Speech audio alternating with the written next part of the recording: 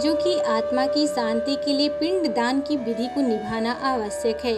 मृत्यु के बाद आत्मा की शांति के लिए श्राद्ध में ब्राह्मणों को भोजन कराते हैं, क्योंकि ऐसी मान्यता है कि हमारे पूर्वज श्राद्ध में ब्राह्मणों के रूप में भोजन करने आते हैं और इससे आत्मा की तृप्ति मिलती है।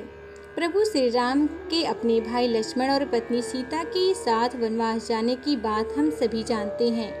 इस बात से अयोध्या के सभी निवासी दुखी थे। राजा दशरथ राम और लक्ष्मण के वियोग के इस दर्द को झेल नहीं सके और उनकी मृत्यु हो गई। पिता की मृत्यु की इस खबर से राम और लक्ष्मण सभी को गहरी ठेस पहुंची। दोनों ने ही जंगल में ही पिंड दान करने का निश्चय किया। इसके लिए राम और लक्ष्मण दोनों जंगल में ही आवश्यक सामग्री को एकत्रित करने के उद्देश्य से निकल गए। इधर पिंड दान का समय निकलता ही जा रहा था। समय के महत्व को समझते हुए माता सीता ने अपने पिता समान ससुर दशरथ का पिंडदान उसी समय राम और लक्ष्मण की उपस्थिति के बिना किया। माता सीता ने पूरी विधि विधान का पालन कर इसे संपन्न किया। कुछ समय बाद जब राम और लक्ष्मण लौट कर आए तो माता सीता ने उन्हें पूरी बात बताई और यह भी कहा कि उस वक्त पंडित, गाय, कौवा और फलुक नदी वहां उपस्थित थे। साक्षी के तौर पर इन चारों से सच्चाई का पता लगा सकते हैं।